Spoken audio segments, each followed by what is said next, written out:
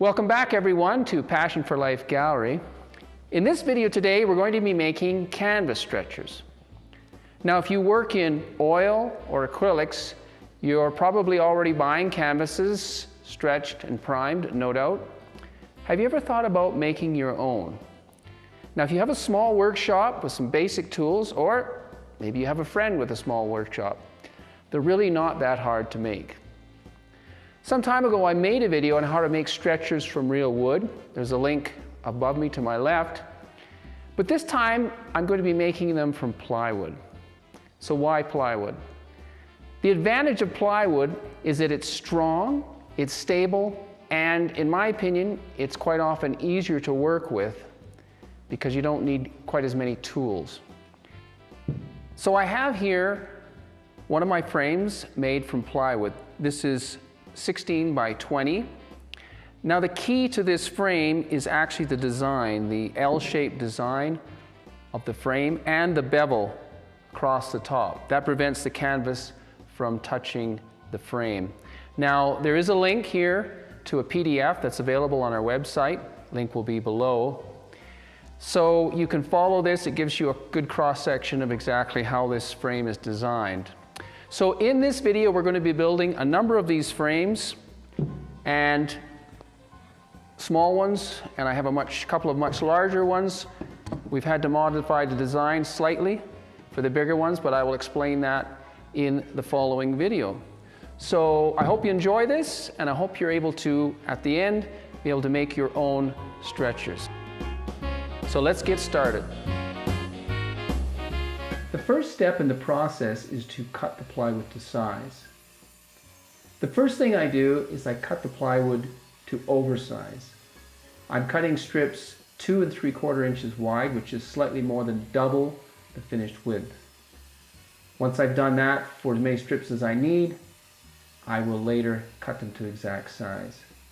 This is generally a good practice. It ensures that on your final cut you get a straighter edge, especially if you're using a table saw that is a little bit smaller. The next step in the process is to finish cutting the strips to their finished size, which in this case is 1 1/4 inch.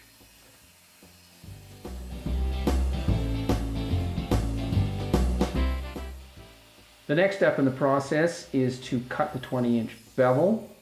So I have my saw blade set at a 20-degree bevel.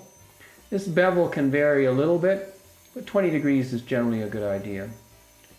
The reason for the block clamp to the fence is to ensure that the pieces do not lift as they're passing through the saw. This of course will change the width as they're passing through. We want this strip with the bevel to be consistent throughout. In this stage of the process, I've clamped the non-beveled edge to the table using my wolf clamps. While this is fastened to the table, I'm going to place the beveled strip on top.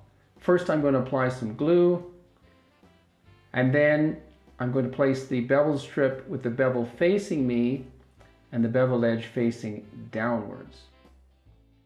So then I'm applying 1 1/4 inch brad nails along the entire length, about 6 to 8 inches apart. One thing you may be wondering about is, will the brad nails not interfere when I'm cutting the miters? It's true, occasionally the saw will hit them. These nails are not that hard. Any carbide tip blade should be able to handle them. So at this stage in the process, I'm using 80 grit sandpaper to remove the glue or anything protruding on this back side, as I do not want anything to interfere when I'm cutting the miters. Hey, I just want to make a note here about cutting these stretchers to length. Once you determine the size stretcher you want, in this case I'm going to cut a 12 by 16 as well as some other sizes, but we'll start with a 12 by 16. Because it's on the outside of the miter, I don't have to allow that much to cut the miter as you would for a frame. So I'm going to measure out 12 times 2, 24, plus 16 times 2 is 56. And I'm just going to add 1.5 inches to allow for the width of the blade. And so that's the idea. Take your measurements, add about 1 inch, 1.5 inches, you should be good. I'm now just cutting these strips, which are 8 feet long, into a manageable size. making it easier to cut on my miter jig. Just a note about this scene, here I have measured out the length of my miter on the side of the stretcher that's facing the camera. You'll see that there's a notch already cut in that. I have used that notch to set the stop block on my miter jig. Once I've done that, then I can cut all the rest to length. And of course I have to do the same thing for every different size. So in this step I'm just cutting all of the miters to size using my table saw sled.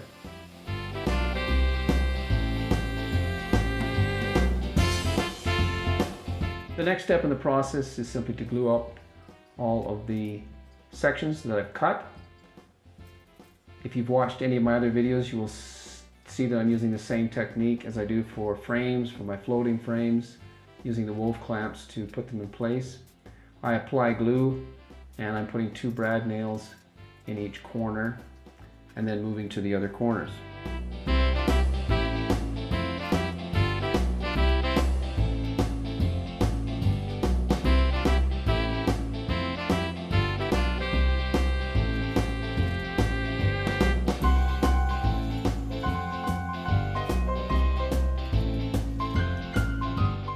For the larger frames, I glue up the corners the same way, but you'll note now that I have decided to add a small bracket in each corner just to give them support. This way I don't have to leave them in the clamps till the glue dries. I can move on. If you're doing a lot of frames, you don't want to have to wait for each one of these to dry. So these are just 3/8 inch plywood cut to maybe 4 inches long, 3 inches long, with a 45-degree bevel on them. It really depends on the clamps you're using, how large they can be, but you really don't want them to stick out past the inside edge of the frames. At this point, all of the frames have dried overnight. Now I'm sanding the back sides with 80 grit sandpaper again.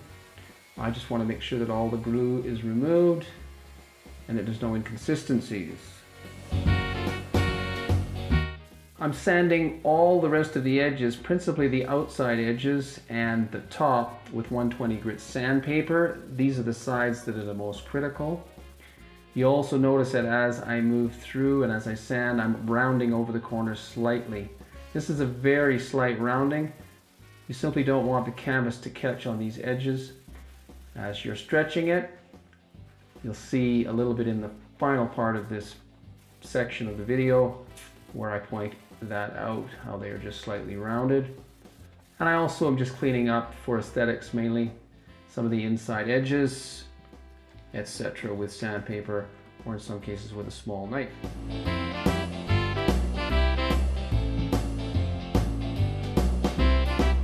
So although I did the small one with a hand sander, an alternative way of course is to use my orbital sander with 120 grit sandpaper. Just need to be a little bit more careful when doing the corners so that you don't over sand them. But for the larger frames, this definitely went a lot faster. On the largest frame, which was 24 by 32, when I squeezed the frame together on the longest sides, I noticed a little bit of flex. So for this reason, I decided to add a brace across them. It's a piece of 3/4 inch plywood, 2 inches wide, just simply glued in place. Generally speaking, if you can flex the longest sides at all, then you should probably put a brace of some kind in. It's just glued in place and held there with clamps until it dried. Now as the final stage of construction, I just put 1 coat of Varathane or some type of varnish over the surface, just to prevent anything from the plywood from leaching through to the canvas. And so after this varnish is dried, the frames are ready to have the canvas applied to them.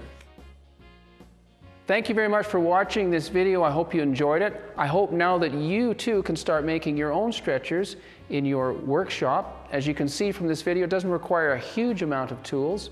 And remember, there is a link here to a PDF that shows the exact cross-section and a little bit more of the details on how to make it.